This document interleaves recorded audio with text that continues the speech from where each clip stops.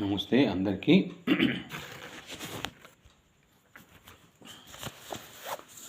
ఇప్పుడు జ్ఞాన యోగం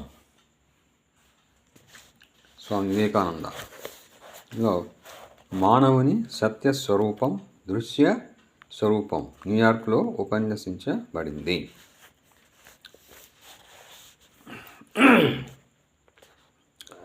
మనం ఇక్కడ నిలబడ్డాం, కానీ మన దృష్టి ఎంతో దూరం, మైళ్ళ దూరం కూడా ముందుకు పరిగెత్తుతూ ఉంటుంది. మానవుడు బుద్ధి తెలిసింది మొదలు ఇలా చేస్తున్నాడు. అతడెప్పుడూ ముందుకు చూస్తూ ఉంటాడు, భవిష్యత్తులోనికి చొరబడుతూ ఉంటాడు.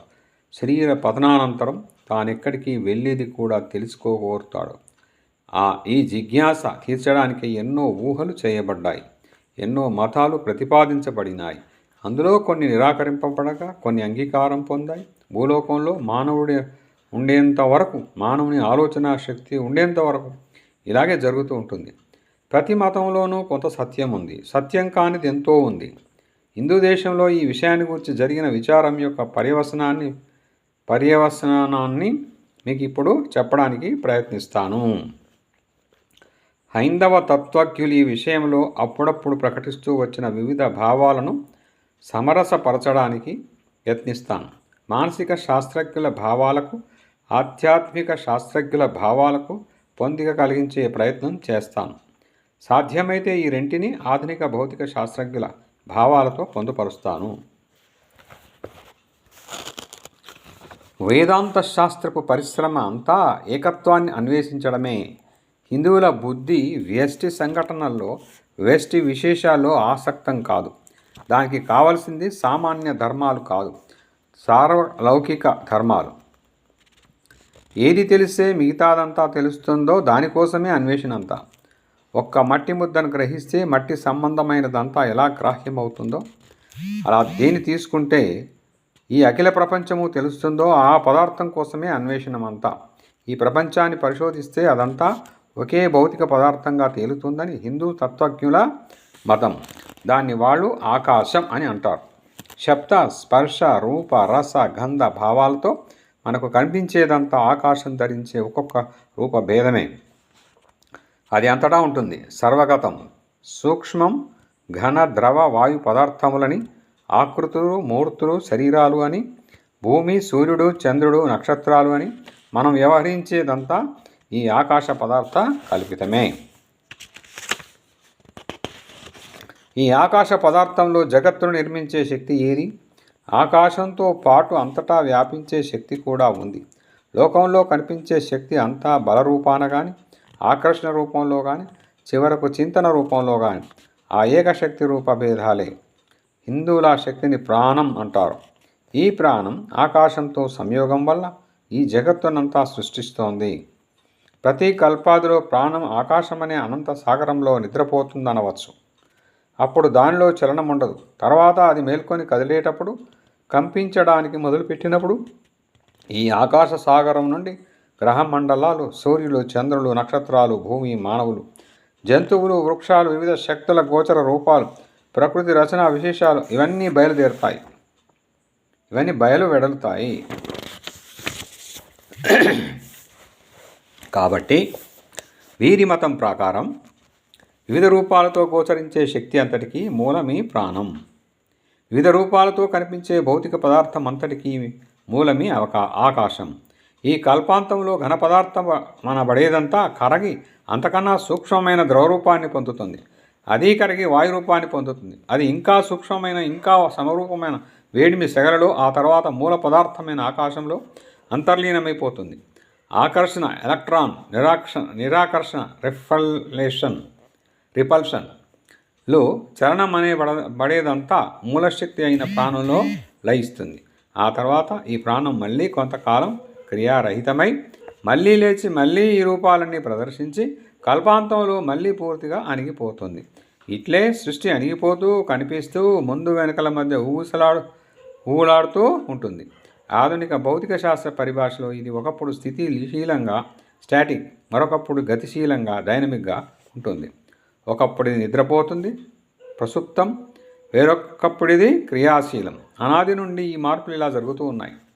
ఈ పరిశీలన ఇంకా అసమగ్రమే. ఆధునిక భౌతిక శాస్త్రజ్ఞులకు కూడా ఇది తెలిసిన విషయమే. వారి అన్వేషణకు ఇంతకు మించి పోదు. కానీ అందువల్ల మన పరిశీలన ఎందుకు ఆగిపోవాలి? దేన్ని తెలుసుకుంటే సర్వము తెలుస్తుందో ఆ వస్తువును మనం ఇంకా అందుకోలేదు కదా. మనం ఇప్పుడు చేసిన పని ఈ జగత్తునంతా భౌతిక పదార్థం, శక్తి లేక పూర్వీకుల పరిభాషలో ఆకాశం, ప్రాణం అనే 2 అంగాలుగా విభజించడం. ఈ ప్రాణాకాశాలకు మూల పదార్థం ఏదో దాన్ని తెలుసుకోవడం మన తర్వాతి పని. ఈ రెంటికన్నా ఉత్తమమైనది మనస్సు. దానికి ఇవి 2 అంగాలని నిరూపించవచ్చు. సర్వత్రా వ్యాపించి ఉన్న మన శక్తి అయిన మనస్సు లేక మహత్తులో నుండే ఇవి 2 కల్పించబడినాయి. ఈ రెంటికన్నా మహత్తు సూక్ష్మతరం. అదే ఈ 2గా చీలుతుంది. మొదట ఉండినది మహత్తే. అది వ్యక్త రూపాన్ని పొందినప్పుడు మారి ఈ 2గా అయింది. ఈ 2 కూడికతో జగత్తంతా నిర్మించబడింది. ఇక మనశ్శాస్త్రానికి వద్దాం. నేను మీ వైపు చూస్తున్నాను. కళ్ళు ఈ బాహ్య విషయ స్పర్శలను నా దగ్గరికి తెస్తున్నాయి. స్పర్శ నాడులు నానిని మెదడుకు చేరుస్తాయి. కళ్ళు దృగింద్రియాలు, చూచే ఇంద్రియాలు కావు. అవి బాహ్యోపకరణాలు, బయట సాధనాలు మాత్రమే. ఎలాగంటే ఈ విషయ స్పర్శను మెదడుకి తీసుకొని వెళ్ళి స్పర్శేంద్రియం నశిస్తే నాకు 20 కళ్ళున్నా మిమ్మల్ని చూడలేను. కంటి పాప పొరపై ఏర్పడే బింబం ఎంత సమగ్రంగా ఉన్నా మీరు నాకు కనబడరు. కాబట్టి ఇంద్రియం వేరు, దాని సాధనాలు ఉపకరణాలు వేరు. ఈ ఉపకరణాల కళ్ళ వెనుక ఆ దృగ్రింద్రియం ఉండాలి. విషయ స్పర్శల అన్నిటి సంగతి ఇదే. ముక్కు వాసన చూసే ఇంద్రియం ఘ్రాణేంద్రియం కాదు, అది ఉపకరణం మాత్రమే. ఇంద్రియం దాని వెనక ఉంది. మనకున్న 5 ఇంద్రియాలలోనూ మొదట భౌతిక శరీరంలో బాహ్యోపకరణాలు ఉంటాయి. కానీ ఇవి చాలవు. నేను మీతో మాట్లాడుతున్నాను, మీరు ఆ మాటలను ఏకాగ్రతతో వింటున్నారనుకోండి. అప్పుడేదో జరుగుతుంది. గంట మోగిందనుకోండి, ఆ శబ్దం మీకు వినిపించకపోవచ్చు. శబ్ద తరంగాలు మీ చెవిని చేరి గూబను తాకాయి. నరం ఆ స్పర్శను మెదడుకు తీసుకొని పోయింది. జరగవలసిన ప్రక్రియ అంతా ఇలా జరిగినా మీకు ఆ శబ్దమేలా వినబడలేదు? ఏదో కనబడింది. మనస్సు ఇంద్రియంలో చేరలేదు. మనస్సు ఇంద్రియంతో చేరినప్పుడు ఇంద్రియం ఏ వార్త తెచ్చినా అది స్వీకరించదు. ఇంద్రియాలతో చేరినప్పుడే అది వార్తలను స్వీకరించగలదు. కానీ ఇంతటితో కార్యక్రమం అంతా పూర్తి కాలేదు. ఉపకరణాలు బాహ్య స్పర్శను తేవచ్చు. ఇంద్రియాలు వారిని లోనికి చేర్చవచ్చు. మనస్సు ఇంద్రియాలతో చేరి ఉండొచ్చు. కానీ తెలివి, బోధము, పర్సెప్షన్ కలగకపోవచ్చు. ఇంకా ఒక పని జరగాలి. లోపల ఒక ప్రతిక్రియ, రియాక్షన్ కలగాలి. ఆ ప్రతిక్రియ కలగడంతోనే తెలివి, బోధం కలుగుతుంది. బాహ్య విషయం వార్తా తరంగాన్ని నా మెదడులోనికి పంపుతుంది. నా మనస్సు దాన్ని స్వీకరించి బుద్ధి ఎదుట పెడుతుంది. బుద్ధి తనతో పూర్వం కలిగిన ముద్రలతో ఇంప్రెషన్, భావాంకాలు దాన్ని వర్గీకరించి ప్రతీకార తరంగాన్ని పంపుతుంది. ఆ తరంగంతోనే తెలివి ఏర్పడుతుంది. కానీ ఇంకా కార్యక్రమం ముగియలేదు. ఇంకా ఒక పని మిగిలింది. ఇక్కడ ఒక ఛాయాగ్రాహక యంత్రం, కెమెరా ఉందనుకోండి. అక్కడ ఒక గుడ్డ ఉంది. ఆ గుడ్డపై ఒక వస్తు రూపాన్ని కల్పించాలని నా ఉద్దేశం. నేనేం చేయాలి? వస్తువు యొక్క వివిధ కాంతి కిరణాలు ఆ యంత్రం గుండా పోయి ఆ వస్త్రంపై పడేలాగా చేయాలి కదా. ఈ రూపాన్ని గ్రహించడానికి ఏర్పడిన వస్తువు నిశ్చలంగా ఉండడం కూడా అవసరం. కదులుతున్న వస్తువుపైన రూపాన్ని కల్పించడం ఎలా? అది నిలకడ కలిగిన వస్తువుగా ఉండాలి. ఎందుకంటే నేను దాని మీద ప్రసరింపజేసే కాంతి కిరణాలు చలిస్తుంటాయి. ఈ చలించే కిరణాలను చేరదీసి ఒకచోట కూర్చి వానికి పరస్పర సామరస్యం కల్పించి సమగ్రపరచడం స్థిర వస్తువు మీదనే కదా సాధ్యమవుతుంది. మన విషయ స్పర్శల సంగతి కూడా ఇలాంటిది. ఇంద్రియాలు వానిని లోపలికి తెచ్చి మనస్సు దగ్గరగా చేర్చగా మనస్సు వానిని బుద్ధి ఎదుట పెడుతుంది. బుద్ధికి వెనుక స్థిర వస్తువు ఒకటి లేకపోతే ఈ వివిధ స్పర్శ చిహ్నాలకు అక్కడ పొందిక కుదిరి ఏకీభావం ఏర్పడి బాహ్య విషయ రూపం నిర్దిష్టంగా అక్కడ చిత్రితం కావడం అసాధ్యం కాదా? మార్పులతో నిండిన మన శరీర సంయోగ మూర్తిలో ఏకీభావం కల్పించేది ఏది? క్షణక్షణం మారుతున్న ఈ వస్తువును ముందడిదే అని గుర్తించసాధ్యపరిచేదేది? మన మనసులపై ముద్రితములై ఉన్న వివిధ భావ చిహ్నాలు దేనిపై ఒకటిగా కూర్పబడతాయి. ఇంద్రియ గోచర వస్తు చిహ్నాలన్నీ దీనిపై కూడి స్థిరంగా నిలిచి పొందికగల సమిష్టి రూపంలో కనబడతాయి. ఈ కార్యం సాధ్యం కావడానికి ఒక వస్తువు ఉండాలని మన శరీరాలతో పోల్చి చూస్తే అది నిశ్చలమైనదిగా ఉండాలని తెలుసుకున్నాం. కెమెరా ఒక గుడ్డపై కదా రూపకల్పన చేస్తుంది. కాంతి కిరణాలతో పోల్చి చూస్తే ఆ గుడ్డ నిశ్చలమైంది కాకపోతే దానిపై రూపం ఏర్పడుతుందా? దీన్ని బట్టి తేలింది ఏమంటే మనస్సు ఆకృతులను దేనిపై చర్చిస్తుందో, మనోబుద్ధులు కొని తెచ్చే విషయ స్పర్శలు దేనిపై నిలిచి వర్గీకరణ పొంది సమిష్టి రూపాన్ని ధరిస్తాయో అది ఆ దర్శించే వస్తువు. వ్యక్తిత్వం కలదిగా ఉండాలి. దాన్ని మానవుని ఆత్మ అని అంటారు. ప్రాణాకాశాలుగా వేరుపడేది విశ్వమానసం మహత్వాన్ని. మనస్సు కావల మనలో ఆత్మ ఉందని తెలుసుకున్నాం. జగత్తులో విశ్వమానసం వెనుక ఒక ఆత్మ, విశ్వాత్మ ఉంది. దాన్ని దైవం అంటారు. మానవ వ్యక్తిలో ఉండేదాన్ని మానవాత్మ, జీవాత్మ అంటారు. ఈ జగత్తులో, ఈ ప్రపంచ వ్యవస్థలో విశ్వమానం ఎలా ప్రాణాకాశాలుగా వికాసం చెందిందో అలాగే విశ్వాత్మ విశ్వమానసంగా వికసించిందని మనం తెలుసుకోవాలి. వ్యక్తిలో కూడా ఇలా జరుగుతుందా? అతని శరీరాన్ని సృష్టించేది అతని మానసమేనా? అతని మానసాన్ని సృష్టించేది అతని ఆత్మేనా? అంటే అతని ఆత్మ, మన శరీరాలు 3 ప్రత్యేక భిన్న వస్తువులు, ఇలా 3 ఒకదానిలోనే వేనా లేక ఒకే వస్తువు యొక్క 3 భిన్న అవస్థల? ఈ ప్రశ్నకు సమాధానం తెలుసుకోవడానికై మనం క్రమంగా ప్రయత్నిద్దాం. మనకు కనిపించే ఈ బాహ్య శరీరం లోపల స్పర్శేంద్రియ మనోబుద్ధులు, బుద్ధికి వెనుక ఆత్మ ఉన్నాయని ఇదివరకే తెలుసుకున్నాం. ఆత్మ శరీరం కాదని, మనసు కూడా కాదని మన తాత్కాలిక నిర్ణయం. మత ప్రపంచంలో దీని గురించి అభిప్రాయ భేదాలు ఏర్పడుతున్నాయి. ద్వైతమనే పేరుతో ఉన్న మతాలన్నీ ఆత్మ సగుణ అంటాయి. దానికి అనేక గుణాలున్నాయని, మన అనుభూతులన్నీ భోగాలు, కష్టాలు, సుఖాలు నిజంగా దానివే అని బోధిస్తాయి. ఆత్మ కట్టి గుణాలేవి లేవని, అది నిర్గుణమని అద్వైతుల మతం. ఆత్మ కట్టి గుణాలేవీ లేవని, అది నిర్గుణమని అద్వైతుల మతం. మొదట ద్వైతులను తీసుకొని ఆత్మని గురించి, దాని తర్వాత గతిని గురించి వారి భావాన్ని తెలపడానికి యత్నిస్తాను. తర్వాత ద్వైత భావాన్ని నిరాకరించే మతాన్ని విచారించి చివరకు అద్వైత మతం కలిగించే సామరస్యాన్ని తెలుసుకోవడానికి ప్రయత్నిద్దాం. జీవాత్మ మనస్సు శరీరాల కంటే భిన్నం. అది ప్రాణాకాశ సమ్మేళన ఫలము కాదు. కాబట్టి మృత్యు లేనిదై ఉండాలి. ఎందుకు? మృత్యు అంటే ఏమి? మూల వస్తువులుగా చీలిపోవడం, వస్తు సంయోగంతో కలిగిన దానికి కదా ఇలా వియోగం కలుగుతుంది. 2-3 వస్తువులు కూడికచే కలిగిన వస్తువే వియోగ దశలో మూల వస్తువుగా చీలిపోగలదు. సంయుక్త వస్తువు కానీ దాని వియోగ దశ అంటే మృత్యువు కలగజాలదు. అది నిత్యం, అది అనంతకాలం నిలిచి ఉంటుంది. అది సృష్టించబడింది కాదు. సృష్టించబడిన వస్తువులన్నీ సంయుక్తాలే. శూన్యంలో నుండి సృష్టి కలగడం ఎవరూ చూడలేదు. మనకు తెలిసిన సృష్టి అంతా అంతకు ముందుండిన కొన్ని వస్తువులను కూర్చి కల్పించబడిన కొత్త రూపాలే. కాబట్టి అసంయుక్త వస్తువు అయిన జీవాత్మ అనాది సిద్ధమైనదిగా ఉండాలి.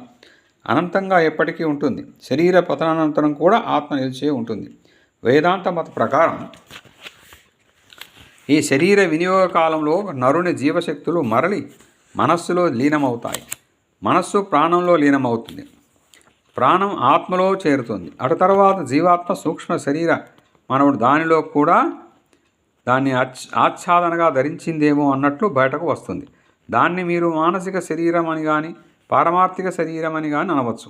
మానవుని సంస్కారాలు దీనిలో ఉంటాయి. సంస్కారం అంటే ఏమి? మనసొక్క సరస్సు లాంటిది. ప్రతి తలంపు ఆ సరస్సు నందొక తరంగం మనవచ్చు. సరస్సులో అలలు ఎలా పైకి లేస్తూ కిందపడి మాయమవుతూ ఉంటాయో అలాగే ఈ భావతరంగాలు కూడా మనస్సులో పొడచూపుతూ అణిగిపోతూ ఉంటాయి. కానీ ఈ అణిగిపోవడం తాత్కాలికం మాత్రమే. అవి క్రమాధికంగా సూక్ష్మాంతరాలు అవుతాయి.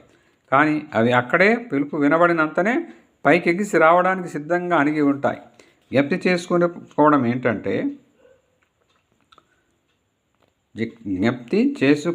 ఏంటంటే సూక్ష్మ రూపంలో అణిగి ఉన్న భావాలను మళ్ళీ తరంగ రూపంలో వెలిగి రమ్మని పిలవడమే. మనం తలసిన తలుపులన్నీ, చేసిన పనులన్నీ మనస్సులో ఇలా సూక్ష్మ రూపంలో నిలిచి ఉంటాయి. మానవుడు మృతి నొందేటప్పుడు ఈ సూక్ష్మ చిహ్నాలు సమిష్టి రూపంలో మనస్సులో ఉండి ఒక సూక్ష్మ శరీరం ద్వారా పనిచేస్తాయి. ఆత్మ ఈ సంస్కారాలను సూక్ష్మ శరీరాన్ని ధరించిందేమో అన్నట్లు బహిర్గతమవుతుంది. ఈ వివిధ సంస్కారాలచే చిహ్నితములైన వివిధ శక్తుల సమిష్టి ఫలంతో ఆత్మ తర్వాత గతి నిర్ణయించబడుతుంది. మా శాస్త్రాలలో ఆత్మకు 3 వేర్వేరు గమ్యాలు పేర్కొనబడ్డాయి. ఆధ్యాత్మికోన్నతిని పొందినవారు మరణించినప్పుడు సూర్య కిరణాల వెంట వెళ్ళి సూర్యలోకం అనబడే దాన్ని చేరుతారు.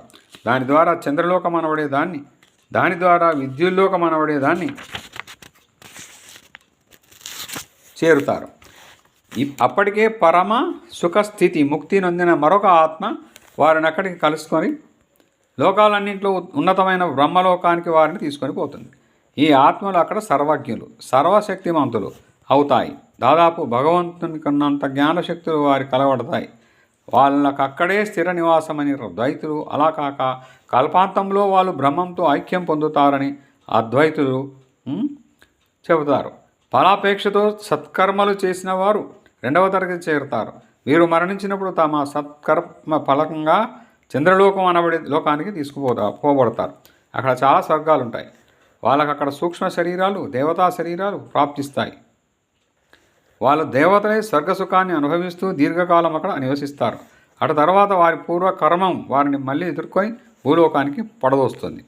వాయులోక, మేఘలోకాది మార్గాన వర్ష బిందు రూపంలో వారు భూలోకంలో పడతారు. అక్కడ వారు ఏదో ఒక ధ్యానంలో చేరి ఉంటారు. వారి నూతన శరీరానికి కావలసిన పదార్థాన్ని అమర్చే అర్హత ఉన్నవాడ ధాన్యమును సకాలంలో తినడం తటస్థిస్తుంది. చివరి తరగతి వారు పాపాత్ములు. వారు మరణించినప్పుడు భూతాలుగా, పిశాచాలుగా మారి భూమికి చంద్రలోకానికి మధ్య ఎక్కడో నివసిస్తారు. ఇందులో కొందరు మానవులకు అశాంతి కలిగిస్తారు, కొందరు స్నేహాన్ని చూపిస్తారు. ఇలా కొంతకాలం ఉన్న తర్వాత వారు భూమిపై కూలి జంతువులు అవుతారు. జంతు శరీరంలో కొన్నాళ్ళు గడిపిన తర్వాత దాని నుండి విముక్తులై మళ్ళీ మానవులు అవుతారు. వారికి అప్పుడు మోక్ష సాధనార్థం కృషి చేయడానికి మరొక అవకాశం లభిస్తుంది. దీన్ని బట్టి తేలింది ఏమంటే దాదాపు పరిపూర్ణ స్థితిని కొన్నవారు అతి స్వల్పమైన పాపం మాత్రమే మిగిలి ఉన్నవారు సూర్యకిరణ మార్గంలో బ్రహ్మలోకాన్ని చేరుతారు. మధ్యమ స్థితి నొందిన వారు స్వర్గంపై కోరికతో కొంత సత్కర్మ చేసిన వారు చంద్రలోకంలోని స్వర్గాలకు వెళ్ళి దేవతా శరీరాలను పొందుతారు. కానీ వారు మళ్ళీ మనుష్య రూపాన్ని పొందాలి. అంటే పరిపూర్ణత్వం పొందే అవకాశం వారికి ఇంకొకసారి లభిస్తుంది. మిక్కిలి పాపిష్టులుగా ఉన్నవారు భూత పిశాచాలై ఆ తర్వాత మృగాలు కావలసి ఉంటారు. అటు తర్వాత మళ్ళీ మానవులే సిద్ధత్వాన్ని సాధించడానికి మరొక అవకాశాన్ని పొందుతారు. భూలోకాన్ని కర్మభూమి అంటారు. మానవుడు సత్కర్మ కానీ దుష్కర్మ కానీ చేసే చోటిదే. స్వర్గకాంక్షతో సత్కర్మ చేసి దేవత్వాన్ని పొందిన వాడు దేవతా శరీరంతో దుష్కర్మ పోగు చేసుకోజాలడు. భూలోకంలో చేసిన సత్కర్మ ఫలాన్ని అనుభవించడమే అక్కడ జరిగే పని. ఆ సత్కర్మల వ్యయమైన తోడనే తన పూర్వజీవితపు దుష్కర్మ సముదాయం యొక్క సమిష్టి బలం ఎదుర్కొని అతన్ని మరల భూలోకానికి పరదోస్తుంది. అట్లే పిశాచాలైన వారు ఆ దశలో కొత్త కర్మను కూర్చుకోజాలరు. పూర్వ దుష్కర్మల ఫలాలను అనుభవించడమే అప్పుడు జరిగే పని. వాళ్ళు తర్వాత జంతు శరీరాలతో ఉన్నప్పుడు కూడా జరిగేది అదే. ఆ దశ కూడా అంతమొందించిన తర్వాత వాళ్ళు మానవులు అవుతారు. సత్కర్మలకు బహుమాన రూపంలో, దుష్కర్మలకు శిక్షా రూపంలో కలిగే జీవిత దశలు నూతన కర్మలను కలిగించడానికి సమర్థం కావు. ఆ కర్మ ఫలాలను అనుభవించడానికి మాత్రమే ఆ దశలు కలుగుతాయి. మిక్కిలి అసాధారణ రూపాలైన సత్కర్మలు, దుష్కర్మలు అతి త్వరితంగా ఫలితమిస్తాయి. ఎలా అంటే జీవితకాలంలో అంతా దుష్కార్యాలే చేస్తున్నవాడు ఏదో ఒక సత్కారం చేస్తే ఆ సత్కార్య ఫలం వెంటనే కలుగుతుంది. కానీ ఆ ఫలానుభూతి ముయ్యడం తోడనే అతని దుష్కార్య ఫలితాలు కూడా అనుభవానికి వస్తాయి. సగటున జీవిత వైఖరి మంచిది కాకపోయినా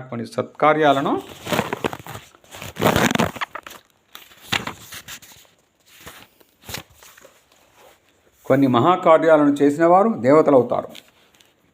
కానీ కొన్నాళ్ళ దేవతా శరీరాలతో ఉండి దేవతా శక్తులను అనుభవించిన తర్వాత వాళ్ళు మళ్ళీ మానవులు కావాల్సి ఉంటుంది. సత్కర్మ బలం ఇలా ఖర్చైన వెంటనే ముందటి దుష్కర్మ అనుభవానికి వస్తుంది. మిక్కిలి అసాధారణ దుష్కర్యాలు చేసిన వారు భూత పిశాచ శరీరాలు ధరించవలసి వస్తుంది. ఆ దుష్కర్మ ఫలమంతా అనుభవించవలసి వస్తుంది. ఆ దుష్కర్మ ఫలమంతా అనుభవించిన తర్వాత వారు సంపాదించుకొని ఉన్న కొద్దిపాటి సుకృతంతో వారు మరల మనుష్యత్వాన్ని పొందుతారు. బ్రహ్మలోకానికి ఆ లోకం ప్రాప్తించిన వారికి పునఃపతనం కానీ పునరావృత్తి కానీ లేవు. పోయే మార్గానికి దేవయానమని, స్వర్గలోకానికి వెళ్ళే మార్గానికి పితృయానమని పేరు. కాబట్టి వేదాంత మత ప్రకారం సర్వపురాణులలో మానవుడు శ్రేష్ఠుడు. కర్మక్షేత్రమైన ఈ భూలోకం అన్ని లోకాలలో శ్రేష్టం. ఇదే కదా పరిపూర్ణత్వం పొందే గొప్ప అవకాశాన్ని మానవునికి కల్పించేది. దేవతలు దేవతల నుండి ఊర్ధ్వలోక వాసుల నుండి ఏంజల్స్ వారంతా మనుష్యత్వం అందితే తప్ప పరిపూర్ణులు కాజాలరు.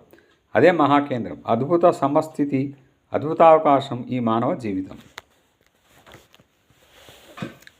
తత్వశాస్త్రంలో గల రెండవ దృక్పథాన్ని ఇప్పుడు చూద్దాం.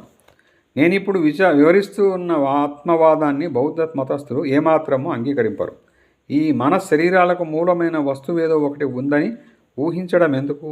భావ ప్రచారానికి అడ్డు కల్పించడం ఎందుకు? మనస్సు శరీరాలతో కూడిన ఈ మూర్తి కాక మరొక మూడవ వస్తువు ఈ ఆత్మ ఉందని అంగీకరించాలా? దాంతో ఏమి పని?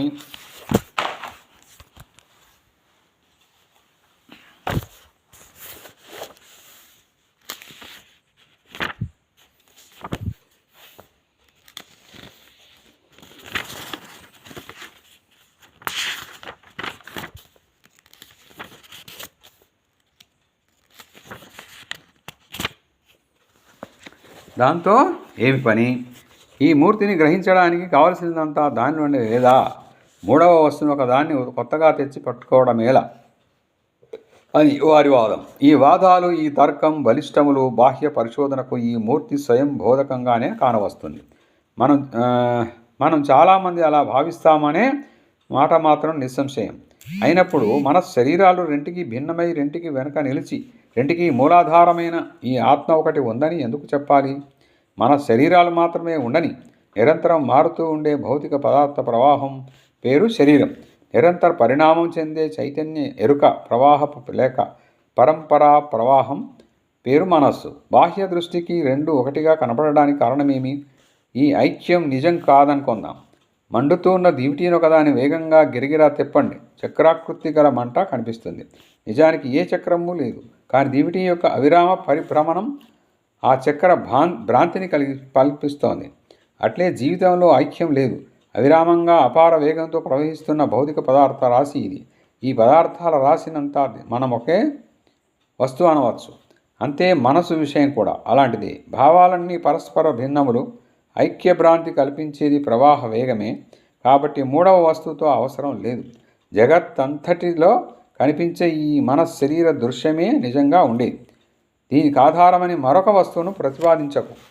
ఈ బౌద్ధమత భావాన్ని ఈ కాలంలో కొన్ని మతాల వారు, కొన్ని మత శాఖల వారు అవలంబించి ప్రతివారు అది కొత్త భావమని, దాన్ని సృష్టించామని చెప్పుకుంటున్నారు.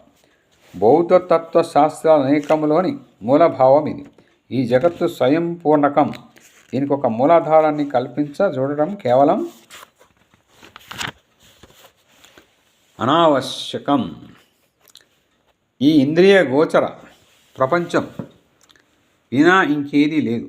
ఈ ప్రపంచానికి ఆధారభూతంగా ఇంకొక దాన్ని భావించడం నిష్ప్రయోజనం. గుణ సముదాయమే ఈ సర్వము. ఏదో ఒక వస్తువు ఉందని, ఈ గుణాలు దానికి సంబంధించినవని అపోహపడటం ఎందుకు? వస్తువేదో ఉందనే భ్రాంతికి కారణం గుణాల యొక్క వేగవంతమైన పరస్పర వినిమయ మార్పులే కానీ వాని వెనుక స్థిర వస్తువు ఒకటి ఉండడం కాదు. ఈ వాదాలలో కొన్ని అత్యద్భుతాలు మన సామాన్యానుభవానికి అనురూపమై ఉండడం వల్ల అవి అందరికీ నస్తాయి. నిజానికి కోటికొక్కరైనా ప్రకృతి దృశ్యాలు కాక వేరేదైనా భావించగలరా? జనసామాన్యానికి ప్రకృతి ఎప్పుడూ మారుతూ, వేగంగా తిరుగుతూ, కూడుతూ, కలిసిపోతున్న పరిణామ రాశిగా కనిపిస్తుంది. దీని వెనక ఉండే నిక్షల సముద్రం యొక్క క్షణ దర్శన భాగ్యమైన ఉన్నవారు చాలా అరుదు. జనసామాన్యానికి ఈ జగత్తు నిరంతర చలనమయమే. భయంకరమైన కల్లోల రాసే మనకిప్పుడు రెండు వాదాలు కనిపిస్తున్నాయి. మన శరీరాలకు మూలమై నిర్వికారం, సుస్థిరమైన వస్తువేదో ఉందని ఒక వాదం. నిర్వికారత కానీ సుస్థిరత కానీ ఈ జగత్తులో లేనే లేదు. అంతా మార్పుల మయం, మార్పులు తప్ప ఇంకేమీ లేదు అనేది రెండో వాదం. ఈ భిన్న భావాల పరిష్కారం తత్వ విచారంలోని ఆవల మెట్టైన అద్వైత మతంలో కలుగుతోంది. ఈ అంతటికి మూలమైన వస్తువు ఒకటి ఉంది, అది నిర్వికారం, మార్పులు లేనిది అనే ద్వైతవాదమును అద్వైత మతం అంగీకరిస్తుంది. మార్పులు లేని వస్తువు ఒకటి లేకపోతే మార్పు అనే భావాన్ని మనం గ్రహింపజాలం. అంతగా మారిన వస్తువు ఒకదాన్ని తెలుసుకున్నప్పుడే మనకు వస్తువులోని మార్పు గోచరమవుతుంది. అంతకన్నా తక్కువగా మార్పు మరొక వస్తువుతో పోల్చినప్పుడే వస్తువు కూడా ఎక్కువ మార్పులున్న దానిగానే తెలుస్తుంది. ఇలా పోగా చివరికి మార్పులకే లోకువ కానీ వస్తువు ఒకటి ఉండి తీరాలని మనం అంగీకరించ తప్పదు. ఈ వ్యక్త ప్రపంచమంతా ఒక కాలంలో అవ్యక్త స్థితిలో నిశ్చలంగా నిశ్శబ్దంగా ఉండాలి. భిన్న ముఖాలను ఆకర్షించే పరస్పర విరుద్ధ శక్తుల సంఘర్షణలకి ఫలమే ఆ నిశ్చలత్వం. అప్పుడే శక్తి గోచర రూపంలో ఉండదు. సమస్థితి ఈక్విలిబ్రియం చెదిరినప్పుడే కదా శక్తి గోచర స్వభావానికి వస్తుంది. ఈ సమస్థితి మళ్ళీ రావడానికి జగత్తు అవిరామంగా పరుగులిపుతోంది. ఇంతకన్నా నిస్సంశయంగా మనకి ఈ విషయం తెలియదు. నిర్వికార వస్తువు ఒకటి ఉందని ద్వైతులు చెప్పే మాట నిజమే, కానీ అది మనస్సు కాదు, శరీరం కాదు. ఈ రెంటికి భిన్నమైన మరొక మూల పదార్థం అవ్వడం మాత్రం పొరపాటు. ఈ ప్రపంచమంతా మార్పుల రాశి అనే బౌద్ధవాదం నిస్సంశయంగా సత్యమే. ఎందుకంటే నేను ఈ ప్రపంచం కన్నా వేరే ఉండేంతవరకు, నేను వెనుక నిల్చుండి ఎదుటి ఉండే ఒక వస్తువును చూస్తున్నంత వరకు, చూసేవాడు చూడబడేది అనే రెండు వస్తువులు ఉన్నంత వరకు ఈ ప్రపంచం మార్పులు కదలికగానే ఎప్పుడూ మారుతున్నదిగానే కనిపిస్తుంది. యథార్థ స్థితి ఏమంటే ఈ లోకంలో మార్పు ఉంది, నిర్వికారత ఉంది. ఆత్మ, మనస్సు, శరీరం ఇవి మూడు ప్రత్యేక వస్తువులు కావు. ఈ మూడు కల మూర్తి ఏక వస్తువు. మన శరీరాలకు అతీతంగా కనిపించేది ఒకే వస్తువు, కానీ అది ఒకే కాలంలో ఈ మూడుగా ఉండదు. శరీరాన్ని చూసేవానికి మనస్సు కనిపించదు, మనస్సును చూసేవానికి ఆత్మ అనేది కనిపించదు, ఆత్మను చూసేవానికి మనస్సు, శరీరాలు అదృశ్యాలవుతాయి. చలనమే కదలిక అంటే చూసేవానికి పరిపూర్ణ నిశ్చలత్వం ఎన్నడూ కనిపించదు. పరిపూర్ణ నిశ్చలత్వం చూసేవానికి చలనం కనిపించదు. వాడు ఒక్కొక్కసారి పాముగా భ్రాంతి పడతాడు. తాడు ఒక్కొక్కసారి పాముగా భ్రాంతి పడతాడు. తాడును చూశానమాట. అలాంటప్పుడు పామును చూసేవానికి తాడు అదృశ్యమవుతుంది. ఈ భ్రాంతి నశించగా తాడును చూసేవానికి పాము మాయమవుతుంది. అంటే ఉండేది ఒక వస్తువే, అది సర్వాత్మకం. అదే నానా రూపాలతో కనిపిస్తుంది. ప్రపంచంలో నిజంగా ఉండేది ఈ ఆత్మ, యథార్థ వస్తువు ఒకటే. అద్వైత పరిభాషలో దీన్ని బ్రహ్మం అంటారు. నామరూపాలు అడ్డు కావడం వల్ల అదే నానా రూపకంగా కనిపిస్తోంది. సముద్ర తరంగాలు చూడండి. ఒక్క అలైనా నిజంగా సముద్రం కంటే కాకపోయినా వేరుగా ఎందుకు కనిపిస్తుంది? నామరూప కారణం వలనే. తరంగ రూపాన్ని దానికి మనం పెట్టుకున్న తరంగం అనే పేరు గోచరిస్తుంది. అందువల్ల అది సముద్రం కంటే భిన్నమైంది. ఈ నామరూపాలు లేకపోతే అది సముద్రమే. సముద్రానికి నిజమైన భేదం ఎవరు కల్పించగలరు? అంటే ఈ ప్రపంచమంతా అభిన్నమైన ఒకే అస్తిత్వం. నామరూపాలు ఈ భేదాలన్నిటికీ కల్పించాయి. సూర్యుడు లక్షోపలక్షల జల బిందువులపై ప్రకాశిస్తాడు. అప్పుడు ప్రతి బిందువు పైన పరిపూర్ణ రూపంతో ఒకే సూర్యబింబం కనిపిస్తుంది కదా. అట్లే ఈ ఏకైక వస్తువు, ఈ ఆత్మ, ప్రపంచంలో ఉండే ఒకే యథార్థ వస్తువు. ఈ అసంఖ్యాక భేదాలతో నిండి నామరూపాలతో ప్రతిబింబించి భిన్నంగా కనిపిస్తున్నది. కానీ నిజానికి అది ఏక వస్తువే. నేను, నీవు అనేవి లేవు. అంతా నేను, లోకమంతా నీవు. ఈ అద్వైత భావం, రెండు అనే భావం పరిపూర్ణమైన మిథ్య మనకు సామాన్యంగా కనిపించే ఈ జగత్తు, ఈ అసత్య జ్ఞాన ఫలం. వివేకం కలిగి ఉండేదంతా ఒకటే, రెండు లేవు అని మానవుడు కనుగొన్నప్పుడు తానే జగత్తుని అతనికి తెలిసిపోతుంది. జగత్తని ఈ నిరంతర పరిణామ రూపంలో ఉండే జగత్తును నేనే. సర్వ పరిణామాలకి, సర్వ గుణాలకు అతీతుడనైన నిత్య పరిపూర్ణుడనని, నిత్యానందమయుడిని నేనే. కాబట్టి ఉండేదంతా ఆ నిత్య శుద్ధం, నిత్య పరిపూర్ణం, అవికార్యం, అవకృతం అయిన ఒక ఆత్మే. అది ఎన్నడూ మార్పును పొందలేదు. జగత్తులోని మార్పులన్నీ ఆ ఏకమైన ఆత్మలోనే అసత్య దృశ్యాలు. నామరూపాలు ఆ ఆత్మ ఈ స్వప్న దృశ్యాలన్నింటికీ చిత్రీకరించాయి. నామరూపాలు ఆ ఆత్మపై ఈ స్వప్న దృశ్యాలన్నిటినీ చిత్రించాయి. తరంగాన్ని సముద్రం నుండి భిన్నంగా చేసేది రూపమే. తరంగం అణిగిపోతే రూపం నిలుస్తుందా? నిలవదు, అదృశ్యమవుతుంది. తరంగపు ఉనికికి సముద్రపు ఉనికే ఆధారం. వాని సముద్రం ఉనికికి తరంగపు ఉనికి ఏమాత్రం ఆధారం కాదు. తరంగం ఉన్నంతసేపే రూపం ఉంటుంది. తరంగం అదృశ్యం కావడంతోనే అది అదృశ్యమవుతుంది. అప్పుడు అది నిలవజాలదు. ఈ నామరూపాలు మాయ అనేబడే దాని చేత కల్పించబడతాయి. ఈ మాయే వ్యక్తిత్వాలను కల్పిస్తుంది. అంటే ప్రతివారిని వేరువేరుగా కనిపించేలా చేస్తుంది.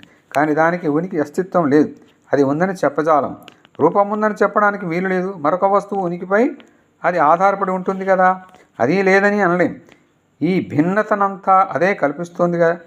అంటే అద్వైత వేదాంత ప్రకారం ఈ మాయ లేక అవిద్య లేక నామరూపాలు లేక యూరప్ దేశం వారు అన్నట్లు దేశకాల నిమిత్తత్వాలు ఈ అఖండ పరిపూర్ణ వస్తువు నుండి, ఈ ఏకత్వం నుండి ఈ ప్రపంచ నానాత్వాన్ని కల్పించి దృష్టిగోచరం చేస్తోంది. వాస్తవంగా ఈ ప్రపంచం ఏక పదార్థమే. పరమసత్యాలు నిండున్నాయని భావించడం అంతా పొరపాటే. ఏకవస్తువు ఉందని తెలుసుకోవడమే నిజం. తెలుసుకోవడం భౌతిక, మానసిక, ఆధ్యాత్మిక క్షేత్రాలలో ఈ సత్యం అనుదినం స్థాపింపబడుతోంది.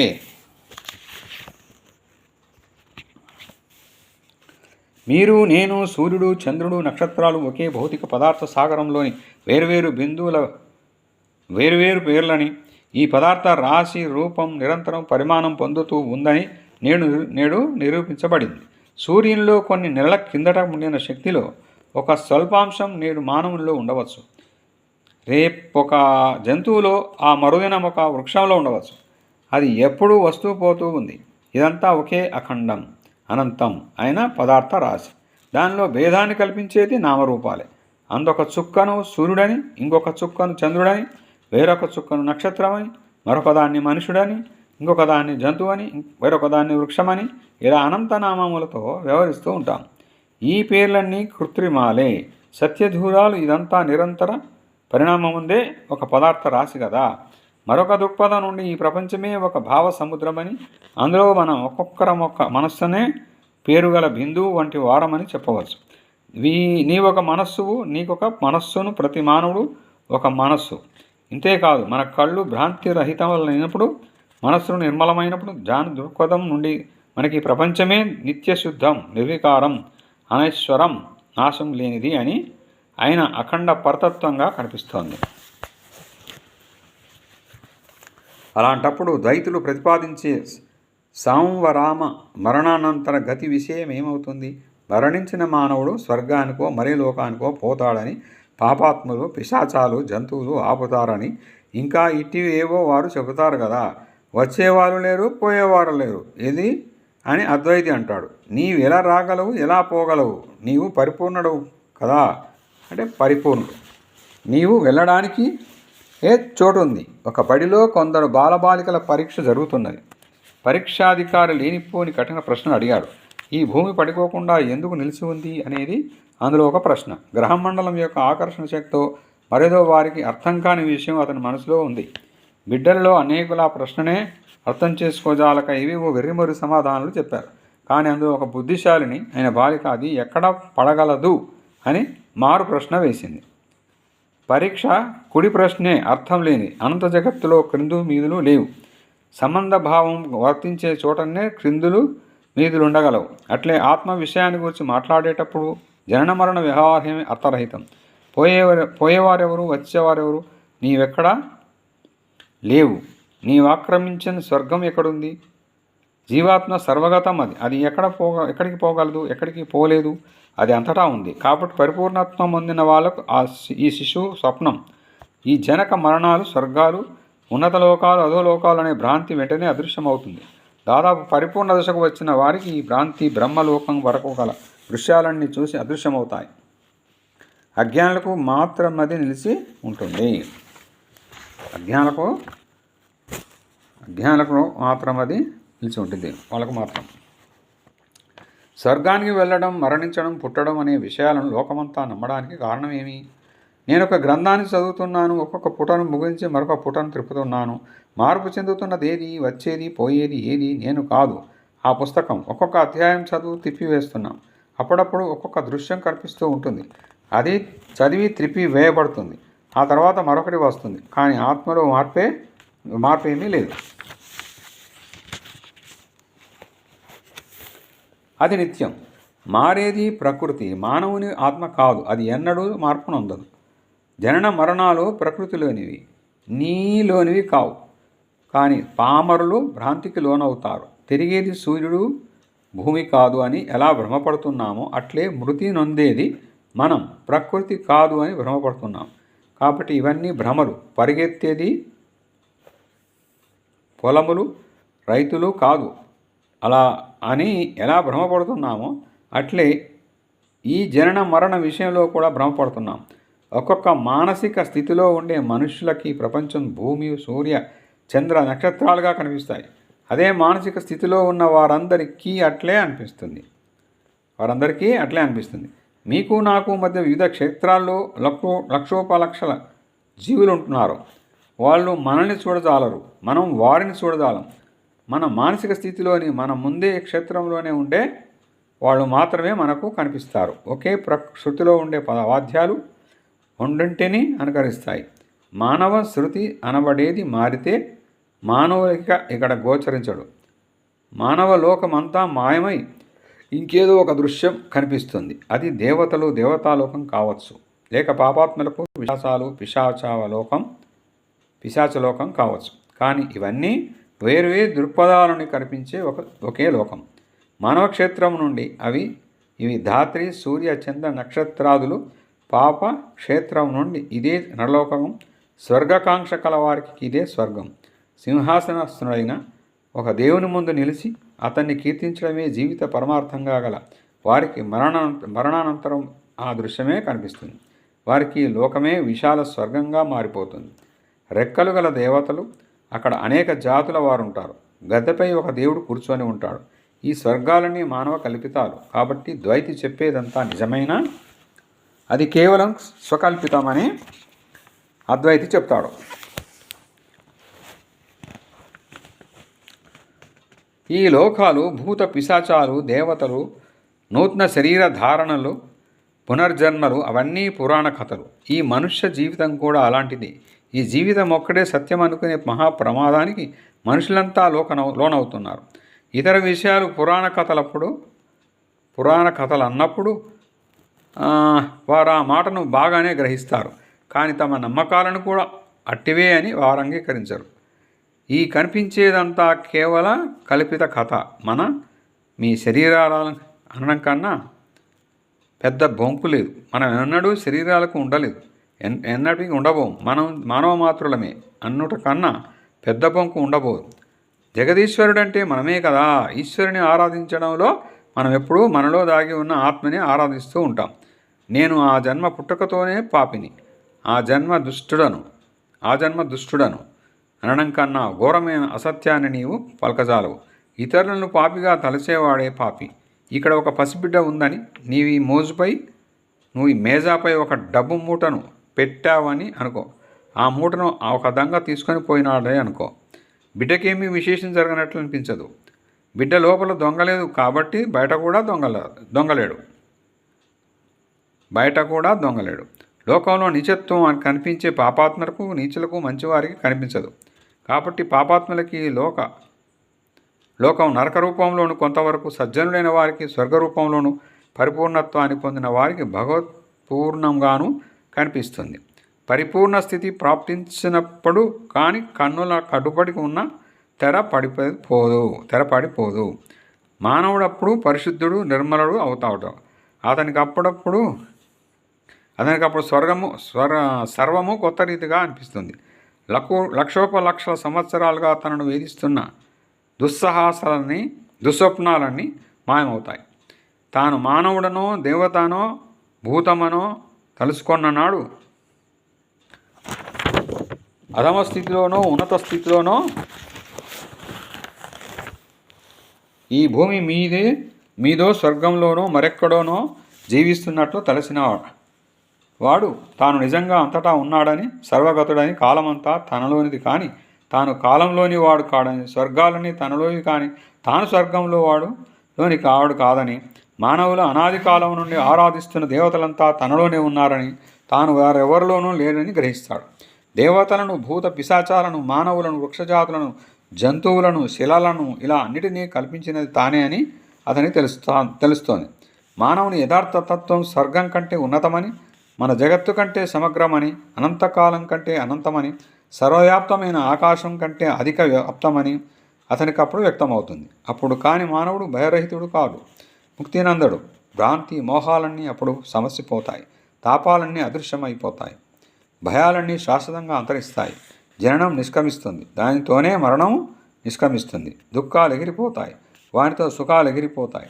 భూలోకాలు అదృశ్యమవుతాయి, దానితో స్వర్గలోకాలు అదృశ్యమవుతాయి. శరీరాలు మాయమవుతాయి, వానితో మానసము మాయమవుతుంది.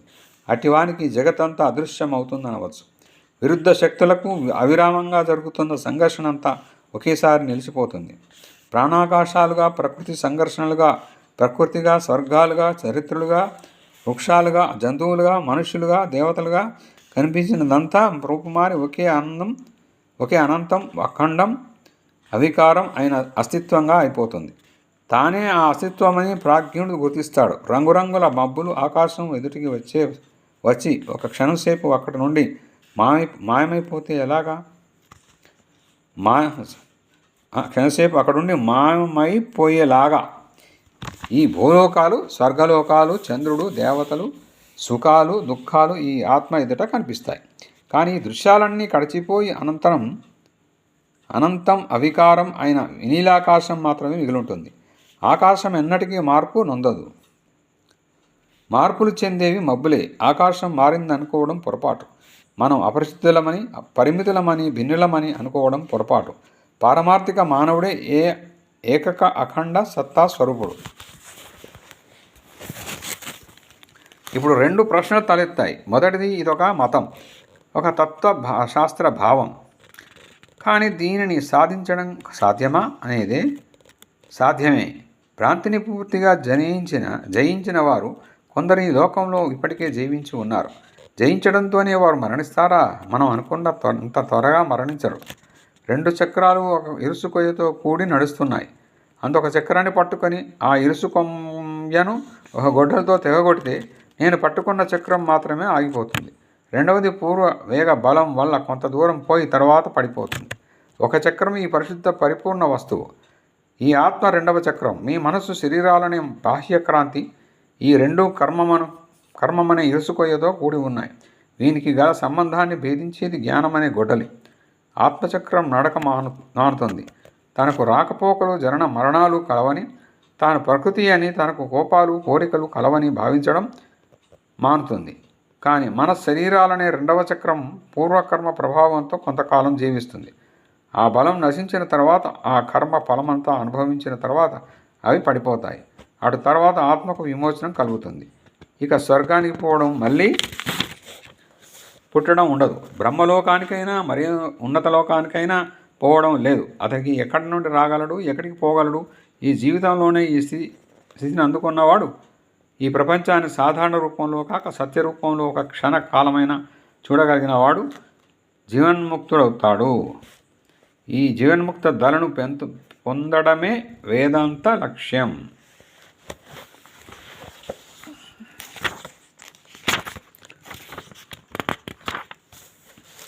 నేను ఒకసారి హిందూ దేశ పశ్చిమ ప్రాంతంలో సముద్ర తీరపు ఎడారి ప్రదేశంలో ప్రయాణిస్తున్నాను. ప్రయాణమంతా కాలినడకనే. ఎన్నో నాళ్ళు ఆ ఎడారిలో నడిచాను. చక్కని చెరువులు, వాని చుట్టూ వృక్ష పంక్తులు తల క్రిందులుగా ప్రతిబింబించి కన్నుల పండుగ చేస్తున్న ఆ చెట్ల నీడలను ప్రతిరోజు చూసి ఆశ్చర్యపడేవాడిని. ఎంత అద్భుతంగా ఉంది, ఇది ఎడారి ప్రదేశమట అని అనుకునేవాడిని. అందమైన ఆ చెరువులు, చెట్లు, మొక్కలు చూస్తూ దాదాపు ఒక నెల్లాళ్ళు నడిచాను. ఒకనాడు దాహం వేసి నీళ్లు తాగాలనుకొని ఒక నిర్మల మనోహరమైన జలాశయం దగ్గరికి వెళ్ళాలని చూచాను. కానీ దగ్గరికి వెళ్ళగానే అది అదృశ్యమైంది. నేను పుస్తకాలలో చదువుతూ ఉండిన ఎండమావులు ఇవే అని ప్రతిదినం ఆ ఎండమావులను చూస్తూ కూడా తెలుసుకోలేకపోయానని నాకు ఇప్పుడు తక్కువ స్ఫురించింది. మరునాడు మరల నడక సాగించాను. ఆ చెరువు మళ్ళీ కనిపించింది. కానీ అది చెరువు కాదు, ఎండమావి అనే జ్ఞానం కూడా ఆ వెంటనే స్ఫురించింది. ఈ జగత్తు విషయం కూడా అట్టిది. జగత్ అనే ఎండమావులో మనమందరం దినం నెల ఏటేటా ప్రయాణిస్తున్నాం. కానీ ఎండమావులని తెలుసుకోలేకపోతున్నాం. ఈ అజ్ఞానం ఒకనాడు చెదిరిపోతుంది, కానీ అది మళ్ళీ కలుగుతుంది. పూర్వకర్మల బలం చేత ఈ శరీరం నిలిచి ఉండాలి. కాబట్టి ఎండమావులు మళ్ళీ కనిపిస్తాయి. కర్మబంధం ఉండేంతకాలం ఈ జగత్తు మనల్ని వదలదు. స్త్రీలు, పురుషులు, జంతువులు తరులతాదులు, అనురాగాలు, బాధ్యతలు అవేవి విడవవు. కానీ వానికి మునుపటి బలం ఉండదు. కొత్తగా లభించిన ఈ జ్ఞానం వల్ల కర్మబలం తరిగిపోతుంది. దానిలోని విషం విరిగిపోతుంది. అది ఇప్పుడు మారు రూపు పొందింది. ఎందుకంటే దాని గుట్టు తెలిసిపోయిందనే భావం కూడా మనకిప్పుడు ఉంది. సత్యానికి ఎండమావులకి గల అపార భేదం ఇప్పుడు తెలిసింది కదా. ఈ స్థితి లభించినప్పుడు ప్రపంచం మునుపటిదిగా ఉండదు. కానీ దీనిలో కొంత అపాయం కూడా ఉంది. నేను పుణ్యపాపాలకు అతీతుణ్ణి కాబట్టి నీతి ధర్మాలు నా ఎడ ప్రవర్తించవు. నేను నా ఇష్టానుసారం ప్రవర్తించవచ్చు అని ఈ వేదాంతాన్ని ఆధారంగా చేసుకొని పలికే వాళ్ళను మనం ప్రతి దేశంలో చూస్తున్నాం. నేను బద్ధుడని కాను, నేను భగవంతుడిని, నన్ను యథేచ్ఛగా నడవనివ్వండి అని పలికే అవివేకులు ఎందరో ఈ దేశంలో ఇప్పుడు కూడా ఉన్నారు. ఇలాంటి మాటలు నింద్యములే. కానీ భౌతిక, మానసిక, ఆధ్యాత్మిక నియమాలన్నిటికీ ఆత్మ అతీతం అనే మాట మాత్రం నిజమే. నియమాలకు లోబడమంతా దాస్యస్థితి. నియమాలు దాటిన తర్వాతనే మోక్షం. ముక్తి ఆత్మకు స్వతసిద్ధం, దాని జన్మ హక్కు అనడం కూడా నిజమే. సత్యమైన ఆ ముక్తి భౌతిక పదార్థ రూపమైన తెర ద్వారా ప్రకాశించి అసత్యమైన మానవ స్వేచ్ఛ ఫ్రీవీల్ రూపంలో కనిపిస్తుంది. జీవితంలో ప్రతిక్షణం మనకు స్వేచ్ఛ ఉందనిపిస్తుంది. ఆ భావం లేనిది మనం ఒక నిమిషకాలమైనా జీవించలేం, మాట్లాడలేం, ఊపిరి పీల్చలేం. కానీ కొంచెం ఆలోచించి చూస్తే మనం యంత్రం మాత్రులమే అని, స్వేచ్ఛారహితులమని తెలిసిపోతుంది. ఇందులో నిజమేది? స్వేచ్ఛాభావం భ్రాంత, స్వేచ్ఛాభావం భ్రాంత అని ఒక పక్షం వారు, దాస్యభావం భ్రాంతి అని రెండవ పక్షం వారు వాదిస్తారు. ఇలా జరగడానికి ఏమి కారణం? మానవుడు నిజంగా సత్తుడే. పారమార్థిక మానవుడు స్వతంత్రుడుగా ఉండే తీరాలి. ఈ మాయా ప్రపంచంలోనికి, ఈ నామరూపాలలోనికి వచ్చినప్పుడే అతడు బద్ధుడవుతున్నాడు. స్వతంత్రేచ్ఛ, ఫ్రీవీల్ అనే మాట తప్పు. ఇచ్ఛకు స్వతంత్రత ఉండజాలదు. ఎలా ఉంటుంది? పారమార్థిక మానవుడు బద్ధుడైన తర్వాతే ఇచ్ఛ జన్మిస్తుంది, అంతకుముందు కాదు. మానవుని ఇచ్ఛ బద్ధం. ఆ ఇచ్ఛకు మూలాధారమైన వస్తువు నిత్యముక్తం. కాబట్టి ఈ బద్ధ దశలో కూడా, అంటే భూమిపై మానవ జీవితంలో లేక స్వర్గంలో దేవతా జీవితంలో మన దివ్యస్థితికి స్వాభావికమైన ముక్తి జ్ఞప్తిలో విలిచి ఉంటుంది. మళ్ళీ దాన్ని అందుకోవడానికి మనమందరం తెలిసి కొందరు, తెలియక కొందరు పరిశ్రమిస్తున్నాం. ఆత్మ స్వాతంత్ర్యం, ముక్తి సాధించుకున్న వారిని నియమాలు ఎలా బంధిస్తాయి? ఈ జగత్తులో నియమమేది అతన్ని బంధింపజాలదు. జగత్తే అతనిది కదా. అతడే జగత్తంతా. జగత్తంతా అతడే అయినా అనవచ్చు, లేక అతనికి జగత్తే లేదు అనవచ్చు. అలా అయితే అతనికి క్షుద్రభావాలు, స్త్రీ పురుష భావాలు, దేశభావం ఎలా ఉంటాయి? నేను పురుషుడిని, నేను స్త్రీని, నేను బిడ్డను, ఇలాంటి మాటలు అతడు ఎలా అంటాడు? అవి అసత్యాలు కావా? అబద్ధాలని అతనికి తెలుసు. ఇవి పురుషుల హక్కులు, ఈ ఇతరము స్త్రీల హక్కులు అని అతడు ఎలా అనగలడు? ఎవరికీ హక్కులు లేవు. అసలు వేరువేరుగా ఎవరు లేరు కదా. పురుషుడు లేడు, స్త్రీ లేదు. ఆత్మకు స్త్రీత్వ పురుషత్వాదులు లేవు. అది నిత్య శుద్ధం. నేను స్త్రీని, నేను పురుషుణ్ణి, మాది దేశం. ఆ దేశం అనడం వల్ల జగత్తంతా నా దేశమే, అదంతా నాదే. దాన్ని నా శరీరంగా ధరించి ఉన్నాను. కానీ ఈ ఉన్నత భావాలు ప్రకటిస్తూనే లోకులకు నీచాతి నీచులుగా తోచే అసహ్య కార్యాలు చేసేవారున్నారు. ఇట్లేలా చేస్తున్నారని వాళ్ళని అడిగితే ఇది మన భ్రాంతి అని, తాము తప్పు చేయలేమని వారు బదులు చెబుతారు. వారి మాటలు పరిశీలించి విషయ నిర్ధారణ చేయడం ఎలా? ఏ ప్రమాణాన్ని బట్టి ఆ ప్రమాణం ఇప్పుడు వివరిస్తాను. మంచి చెడులు రెండు ఆత్మ పారిపార్శ్విక ప్రదర్శనలే అయినా చెడుగు వెలుపలి పొర నుంచి లోపలి పొర రెండవది పారమార్థిక మానవునికి ఆత్మకు దగ్గరగా ఉంటుంది. కాబట్టి చెడుగు పొరను భేదించిన వాడే ఆత్మను చేరగలడు. ఆత్మను చేరిన వానికి ఏమి అంటుకొని ఉంటుంది? కొంచెం కర్మ, పూర్వ జీవిత బలంలో మిగిలి ఉన్న ఒక స్వల్పాంశం. కానీ అదంతా మంచికి సంబంధించిందే. దుష్కర్మ బలమంతా అనుభవించాలి, అదంతా సమసిపోవాలి. పూర్వం చేసిన పాపాలన్నీ విశేషంగా దగ్ధమైపోవాలి. అప్పుడు కానీ సత్యాన్ని అనుభవంలోకి ఎవరూ తెచ్చుకోలేరు. అంటే ఆత్మస్థుడై సత్యానుభూతిని ఇంకా అంటుకొని ఉండేది పూర్వపు సత్సంస్కారములో మిగిలి ఉన్న భాగం. సత్కర్మ బలం అలాంటి వాడు ఈ శరీరంలో జీవించి నిరంతరం కార్య నిమగ్నుడై ఉన్న పరోపకారాలే చేస్తాడు. అతని నోట వచ్చే మాటలన్నీ స్వస్తివాచక రూపాలే, మంగళప్రదమైనవే. అతని చేతులు సత్కార్యాలే చేస్తాయి. అతని మనసు యోగ్యములైన ఆలోచనలనే ఆలోచిస్తాయి. అతడు ఎక్కడికి పోయినా అతని ఉనికి అందరికీ శుభాన్ని కలిగిస్తుంది. శుభం యొక్క మూర్తిభావమే అతడు. అట్టివాడు తన సాన్నిధ్య మాత్రం చేతనే పరమ దుర్మార్గుని కూడా సాధుశ్రేష్ఠునిగా మార్చగలడు.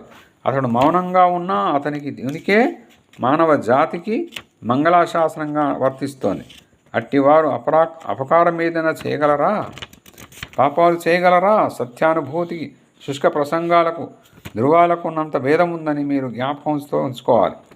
వట్టి మూఢులు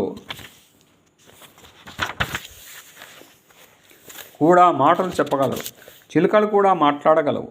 మాట్లాడడం, అనుభూతి పొందడం వేరువేరు విషయాలు. వేదాంతాలు, మతాలు, చర్చలు, గ్రంథాలు, వాదాలు, గుళ్ళు, తెగలు ఇవి ఇలాంటివి కొన్ని విధాల మంచివే. కానీ సత్యానుభూతి కలిగినప్పుడు అవన్నీ జారిపోతాయి. దేశ పటాలు మంచివే, కానీ దేశాన్ని ఒకసారి చూసిన తర్వాత దేశ పటాన్ని చూస్తే ఎంత భేదం కనిపిస్తుంది. కాబట్టి సత్యాన్ని చవిచూసిన వారికి తార్కిక పదోపవాదాలు, మానసిక వ్యాయామ విద్యలు సత్యాన్ని గ్రహించడానికి అవసరమా? కావాలా? అది వారి ప్రాణాలకు ప్రాణం.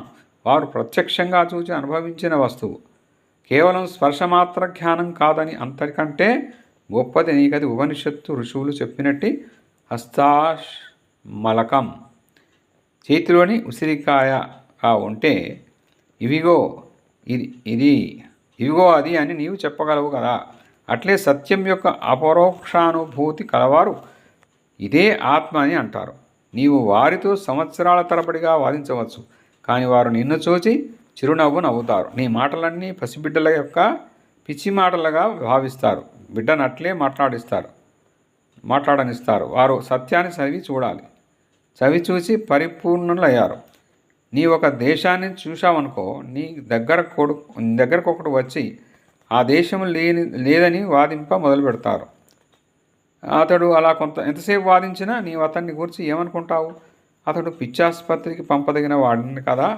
కాబట్టి జ్ఞానసిద్ధుడు ఇలా అంటాడు. ఈ చిన్న చిన్న మతాలను గూర్చి లోకంలో జరిగే ప్రసంగాలని అసంబద్ధ ప్రలాపాలు. అపరోక్షానుభూతే బ్రహ్మ విద్యకు ప్రాణం. మూలసత్వం బ్రహ్మ విద్యను అనుభూతం చేసుకోవచ్చు. నీవందుకు సిద్ధంగా ఉన్నావా? నీకది కావాలంటే లభిస్తుంది. అప్పుడు నీది నిజంగా దర్శనం దీప్త జీవనమవుతుంది. నీవు అపరోక్షానుభూతి నొందేంత వరకు నీకు నిరీశ్వరవాదులకు భేదం లేదు. నిరీశ్వరవాదులు నిష్కపటులు, కానీ బ్రహ్మ విద్యలో నమ్మకం ఉందని చెబుతూ దాన్ని అనుభూతం చేసుకోవడానికి యత్నించని వాడు కపటి. అపరోక్షానుభూతి కలిగిన తర్వాత ఏం జరుగుతుంది అన్నది రెండవ ప్రశ్న. ఈ జగత్తంతా ఏక వస్తువే అని, మనమే ఆ అఖండ పరమాత్మ అని తెలుసుకున్నాము అనుకోండి. ఈ ఆత్మ తప్ప వేరే లేదని, ఈ వివిధ రూపాలతో కనిపిస్తున్నదనే అని తెలుసుకున్నామనుకోండి. ఆ తర్వాత మనకేమవుతుంది? పనులన్నీ మానుకొని ఒక మూలకు పోయి అక్కడ కూర్చొని మరణిస్తామా? అది లోకానికి ఎలా ఉపకరిస్తుంది? ఆ పాత ప్రశ్నే మొదటి సంగతి. లోకానికి ఎందుకు ఉపకరించాలి? అలా చేయడానికి ఏమైనా కారణం ఉందా? అది లోకానికి ఎలా ఉపకరిస్తుందని ప్రశ్నించే అధికారం ఎవరికైనా ఉందా? ఆ ప్రశ్నకు అర్థమేమి? పసిబిడ్డకొకటికి పంచదార చిలుకలు కావాలి. మీరు విద్యుత్ శక్తిని గురించి పరిశోధనలు చేస్తున్నారనుకోండి. ఆ బిడ్డ వచ్చి ఈ పరిశోధనల వల్ల పంచదార చిలుకలు లభిస్తాయా అని అడిగితే లభించమని బదిలిస్తారు. అలా అయితే దీనివల్ల ప్రయోజనం అని ఆ బిడ్డ అడుగుతాడు. అట్లే మనుషులు అది లోకానికి ఎలా ఉపకరిస్తుంది, దీనిచే మాకు డబ్బు లభిస్తుందా అని అడుగుతారు. లభించదు. అలా అయితే దీనిలో ఏమి గుణం ఉంది? లోకానికి ఉపకరించడం అంటే జనుల అర్థం ఇది. అయినా బ్రహ్మ విద్యానుభూతి లోకానికి అత్యంతంగా ఉపకరిస్తుంది. ఆ అనుభూతి కలిగితే ఒక్క వస్తువు మాత్రమే ఉందని తెలుసుకుంటే ప్రేమ ప్రవాహ మూలములు ఎండిపోతాయని, జీవితం శూన్యాకృతి దాల్చునని, తనకు ప్రేమప్రదమైన సర్వం ఇహపరలోకాల నుండి శాశ్వతంగా అదృశ్యమైనట్లు అనిపిస్తుందని ప్రజలు భయపడతారు. లోకంలో మహత్తర కార్యాలు నిర్వహించిన వాళ్ళంతా తమ వ్యక్తిత్వాల పట్ల కేవలం ఉపేక్షాభావం చూపిన వారే కదా అని వాళ్ళు కొంచెం కూడా గుర్తించరు. తనకు ప్రేమప్రదమైన వస్తువు నీచం కాదు, క్షుద్రం కాదు, అనిత్యం కాదు అని తెలుసుకొని ప్రేమించు వారిదే ప్రేమ. తనకు ప్రేమప్రదమైన వస్తువు ఒక మట్టిపిల్ల కాదని, ప్రత్యక్ష దైవమే అని తెలుసుకొని ప్రేమించే వారిదే ప్రేమ.